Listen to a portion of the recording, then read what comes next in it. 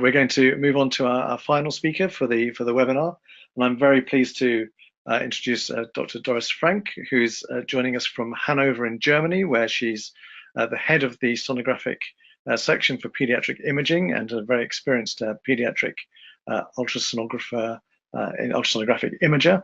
And we're going to be hearing about the role of contrast-enhanced ultrasound for pediatric liver lesions. And over to you. Thank you, Doris. So hello everybody, and thank you for inviting me. I'm happy to say something about contrast-enhanced ultrasonography in pediatric liver indications. So what are the indications for CEUS in children, as the liver is the most commonly investigated organ? So the indications for the IV applications are barely the same than in adults. So it's focal liver lesions, trauma, active bleeding, infarction or perfusion deficit, pediatric tumors, and of course we can use CEUS also endocaviteal, for example via biliary drains or other drains. So what can CEUS help in the characterization of focal liver lesions? The big advantage is that we have a real-time contrast enhancement of the lesion. So in the liver, we know that we have an arterial, a portal venous, and a late phase beginning after 2 minutes after the injection of the contrast. And we can describe our lesions as being hyper, iso, or hypo-enhancing in comparison with the surrounding tissue. And this gives us already a guess what the lesion may be. And also with CEUS and the very good spatial depiction, we can see the vascular architecture and the dynamics of the contrast media as it goes into the lesion. So we can describe, is the contrast media coming from the center of the lesion or from the periphery? Is it a centrifugal, a centripetal, a fill-in, and in the late phase a washout contrast dynamics to be seen? And there are quite specific vascularization patterns, for example, the spoke wheel sign as in focal nodular hyperplasia, or a nodular rim enhancement like in hemangiomas, and they are pathognomonic, so then definitely you can characterize the lesion, and I will show you this later on. So let's see, what's another advantage of the method is that we can use it mobile. So if the patient can't come to us, for example, because of artificial ventilation or a bad circulation, we can go to the patient. So it's really like a point of care examination, POCUS. And in Hanover, in my center, we did like a fifth of all the examination mobile. So we went on the intensive care unit, on the bone marrow transplant ward, on the oncological wards, or in the operating theater. And now we are going into cases, so you will get a good, I hope, a good imagination of what can happen. So here we have a child 2 months old, and it came to us via the oncological outpatient department. There was a focal liver lesion here. You can see it, an echo-rich lesion with a central echo-poor center, which was known since birth, but no growing. So everybody's afraid of cancer, and the next MRI would be, at least in my center, in 2 or 3 weeks. So now you're doing the contrast, and you can see here the contrast coming into the lesion. Here you can look where the lesion is, and you see from the periphery of the lesion, very slowly, it fills into the center. And as we look along, we can see that there is a hyper enhancement compared with the surrounding tissue. So we see a nodular rim enhancement. Here you can see again, it starts in the periphery and slowly it goes into the center. And already here you can see the hyper enhancement of the lesion. And if you're going on, it's completely filled in, and it's hyper enhanced, and in the late phase it's not washing out. So here again you see it in the standing images, this lesion slowly filling in, then being hyper enhanced, and this is pathognomonic for hemangioma. And that's it. That's the diagnosis. You don't. It's so typical. You don't need an MRI, and the child could be could go home, and you will do B-mode sonography for follow-up. So the most common benign liver lesion in children also is a hemangioma. In B mode, usually it's well delineated, homogeneous, it's echo-rich, or it may be, if you have an infant hemangioma, it may be also echo-poor, because there are a lot of vessels then inside, and this is more typical for the high-flow hemangiomas. And the low-flow hemangiomas, which are typically in adults also, they are echo-rich and have this slow fill-in. Often you can see a supplying vessel, a feeding vessel, and the typical CEUS appearance is the nodular rim enhancement with a slow centripetal contrast media enhancement.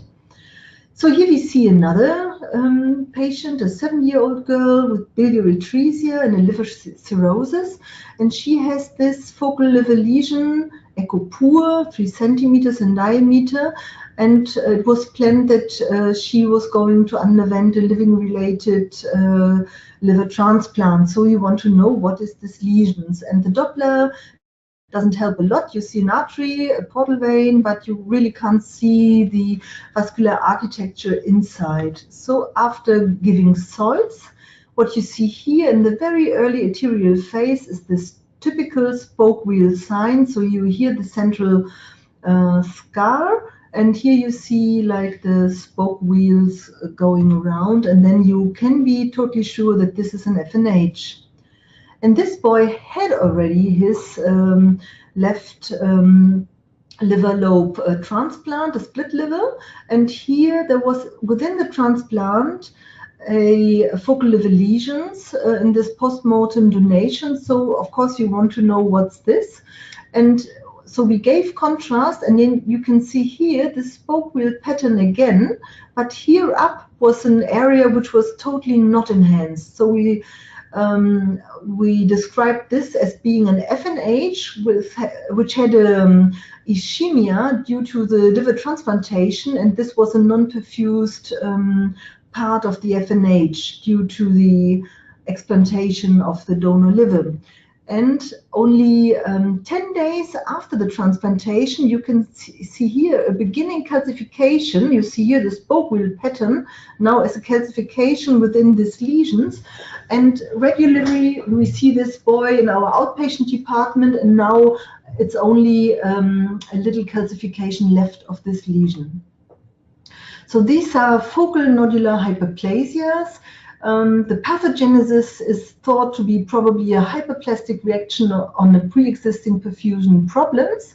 They are often isoechogenous, and with the CEUS you typically see a spoke wheel sign in the early arterial phase, a central scar, and an hyperenhancement during all phases. So you can flash also this lesion, and then it will recur again, and you see again the hyperenhancement. Another indication are perfusion deficits. So this is very, very crucial in liver transplantation. So this was a child where we didn't see an arterial signal within the liver. Only here at the hilum of the liver you could see an artery, but with a tardus parvus pulse, and otherwise within the liver only a little bit turbulent portal venous system. So that's an indication. If you can't be sure with a Doppler, here you see now the artery in the early arterial phase, and now these bubbles are within the portal vein. So first the hepatic artery, and then the enhancement in the portal vein only 3 to 5 seconds later, and you can for sure diminish. This is the hepatic artery, so definitely it's open. Still no bubbles within the portal vein, and a little bit later the bubbles are coming also in the portal vein, and the total liver is enhancing. So no problem with the vascular patency in this child after liver transplantation. Here again the portal vein. Another example, a newborn 7 days of age with a protruding abdomen and a huge accurate tumor within the right liver lobe, measuring 9 to 8 centimeters, and a high alpha-fetoprotein over 1 million. So you can expect that this is a hepatic tumor, a malignant one, and of course you see here these curly worm-like vessels within the tumor, and you see a washout in the late phase. So here within the tumor, the contrast media goes away much quicker than in the left normal liver. So this was a hepatoblastoma and was biopsy proven. This is an example for endocavitary contrast enhanced ultrasonography. This was adolescent with a late diagnosis of granulomatous disease and multiple abscesses within the abdomen, in the liver, in both kidneys, on the psoas. And she received abscess drains in many of these abscesses. And now when you want to follow up, for example, this psoas drain, on the right side, you can't see very much. But if you insert a tiny little bit of contrast together with sterile solution of saline, you can delineate the abscess much better, and also you can tell whether the drain is still in the right place or not. And also in this child,